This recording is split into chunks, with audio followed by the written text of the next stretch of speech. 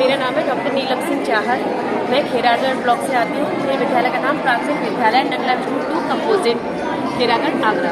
आपने इस प्रतियोगिता में कोई कलाकृति प्रस्तुत करी है? जी सर। कौन सी? इसका नाम है नारी सौंदर्य, जिसमें नारी को अंकित किया गया है। ये पॉप आर्ट की समथिंग है, जो कि है ना आपको ज़्यादातर ऑस्ट्रेलिया में और जो है अमेरिका में देखने को मिलेगी।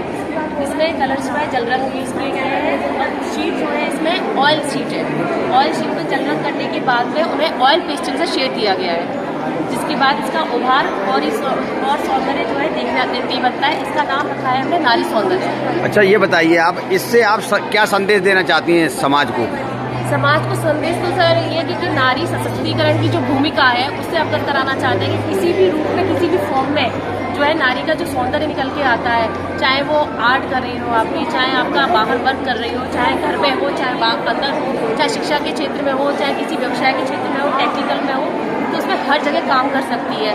और रंगों से उत्पत्ति जो रंगों की उत्पत्ति है इसमें वो विशेषता दिखाती है कि प्रकृति में जो चीज़ें हैं जितनी समाहित है वही नारी के अंदर है।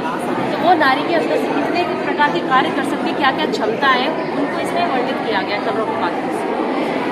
जिला शिक्षा एवं प्रशिक्षण संस्थान आगरा के उप शिक्षा निदेशक महोदय डॉक्टर IPS सोलंकी जी द्वारा शिक्षकों को ये मंच प्रदान किया गया है। इस संदर्भ में आपका क्या कहना है? सर का मैं बहुत अभिनंदन करती हूँ कि उन्होंने इस प्रयास में बहुत महत्वपूर्ण भूमिका निभाई है। मतलब हम लोगों को आगे बढ़ने का एक मौका दिया है, जिससे हम जिले स्तर से लेकर के राज्य स्तर से अंतर्राष्ट्रीय स्तर पर भी हम लोग पहुँच सकते हैं इसके द्वारा। जिससे कि ना कि हमारा विस्तारों की जो शिक्षक है, प्राइमरी के शिक्षकों को जो समझा जाता है कि एक जॉब कर ली और चले गए घर, केवल एक ये फीलिंग आती है कि पैसों के लिए जॉब हो रही है। वो चीज़ नहीं कि उनके अंदर जो प्रतिभाएं छुपी हुई हैं उनको बाहर निकालना, प्रेषित करना मुख्य उद्देश्य है। क्या इससे बच्चों को कोई मदद मिलेगी उनके शैक्षिक उन्नयन में? जी, एक तो वो सीखने में जल्दी से सीख सकेंगे। कोई भी चीज़ जो विजुअल होती है तो उसको देखकर जल्दी बच्चा सीखता है। दूसरा है कि व्यावसायिक प्रक्रिया भी लागू होती है इससे। यह ना कि कोई हस्तनिर्मित चीज़ बना रहा है तो आप उसे सेल कर सकते हो और उसके एवज में आप पैसा पा सकते हो। और इसमें खर्चा भी ऐसा कुछ ज़्यादा नहीं कि उन बच्चों को परेशानी आएगी। केवल जल रंग है जो बहुत ही मामूली पानी के द्वारा मिलाकर के बनाए गए हैं। तो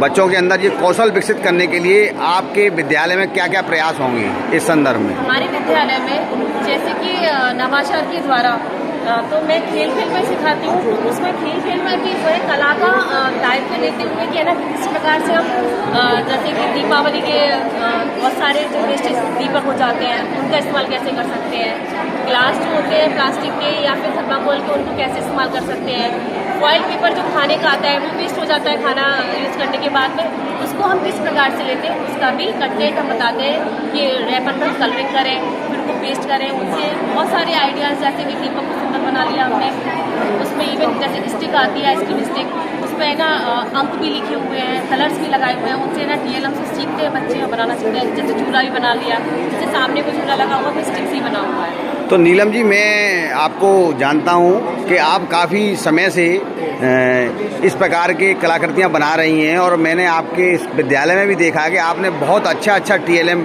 बनाया है बच्चों के लिए। तो ये आपको प्रेरणा कहाँ से मिली? सर ये प्रेरणा मैं दयालबाग इंस्टीट्यूट से पढ़ी हुई हूँ। वहाँ के जो प्रोफेसर हैं डॉक्टर शमीर सिंह सर, वो मेरे ऊपर है और मैं उनको सतत नमन करती हूँ। उन्हीं के द्वारा मुझे ये प्रेरणा प्राप्त हुई क्योंकि वो हर छोटी से छोटी चीज़ को हमें आकलन करके दिखाते थे कि प्रेरणा बच्चों और जो हमारे साथ के टीचर्स थे उनको जानते कि इसका क्या महत्व है और इसमें क्या आशय दिख रहा है। जैसे कि एक आलू था और एक लौकी थी, वो सूख चुके थे, उसके बाद भी सर उसे लेकर के आए लेकिन उसकी शेप जो थी आलू की हार्ड शेप में आ गई थी। तो उन्होंने बताया कि आकृति को हम कहीं भी पढ़ी हो उसको कैसे देख सकते हैं, अपनी नज़रों से हम कैसे रिजेंबल करके उसे प्रेजेंट कर सकते हैं। और जो लौकी थी वो ऐसे कुछ मुड़ गई थी, उसमें मोर की आकृति बन गई थी, तो उसमें हमने कलरिंग की और उसके पीछे मोर की पंख लगाकर उसे मोर को रूप दिया। तो उससे हमने सीखा कि वेस्ट चीज़ें भी जो हो जाती है हमारी, उससे हम क्या क्या चीज़ें बना सकते हैं। जैसे कंकड़ों से भी जोड़ के हमने मानव आकृति का सृजन किया था। बहुत अच्छा प्रयास आपका, बहुत अच्छे विचार हैं आपके। जो अंडा है अंदर का तो हम यूज़ कर लेते हैं, लेकिन बाहर का छिलका तो उसको भी सर कट करके तोड़ करके उसे पेंट करके हम मानव आकृति में यूज़ कर सकते हैं।